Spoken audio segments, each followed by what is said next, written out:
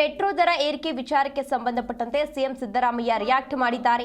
ಕೇಂದ್ರ ಸರ್ಕಾರವೇ ದರ ನಿಗದಿಯನ್ನ ಮಾಡೋದು, ಕೇಂದ್ರ ಸರ್ಕಾರ ನೇಮಕ ಮಾಡಿದ ಸಮಿತಿ ಇದೆ ಅಂತ ತಿಳಿಸಿದ್ದಾರೆ. ಬೆಂಗಳೂರಿನಲ್ಲಿ ಮೆಟ್ರೋ ದರ ಏರಿಕೆ ವಿಚಾರಕ್ಕೆ ಸಂಬಂಧಪಟ್ಟಂತೆ ಸಿಎಂ ಸಿದ್ದರಾಮಯ್ಯ ರಿಯಾಕ್ಟ್ ಮಾಡಿದ್ದಾರೆ. ಕೇಂದ್ರ ಸರ್ಕಾರವೇ ದರ ನಿಗದಿಯನ್ನ ಮಾಡೋದು, ಕೇಂದ್ರ ಸರ್ಕಾರ ನೇಮಕ ಮಾಡಿದ ಸಮಿತಿ ಇದೆ ಅಂತ ಹೇಳಿ ತಿಳಿಸಿದ್ದಾರೆ.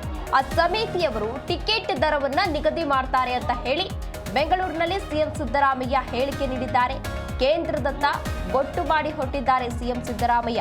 ಈಗಾಗಲೇ ಮೆಟ್ರೋ ದರ ಏರಿಕೆ ವಿಚಾರಕ್ಕೆ ಸಂಬಂಧಪಟ್ಟಂತೆ ಸಾಕಷ್ಟು ನಾಯಕರು ರಿಯಾಕ್ಟ್ ಅನ್ನ ಮಾಡ್ತಾ ಇದ್ರು. ಕೆಲವೊಂದು ಕಡೆ ಸಾಕಷ್ಟು ಸಾರ್ವಜನಿಕರು ಕೂಡ ಆಕ್ರೋಶವನ್ನ ವ್ಯಕ್ತಪಡಿಸ್ತಾ ಇದ್ರು. ಅದರ ಬೆನ್ನಲ್ಲೇ ಸ್ವತಃ ಸಿಎಂ ರಿಯಾಕ್ಟ್ ಮಾಡಿದ್ದಾರೆ.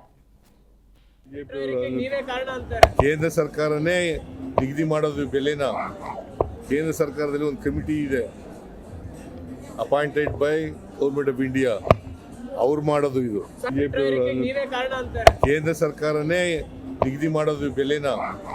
ಕೇಂದ್ರ ಸರ್ಕಾರದಲ್ಲಿ ಒಂದು ಕಮಿಟಿ ಇದೆ, appointed by government of India.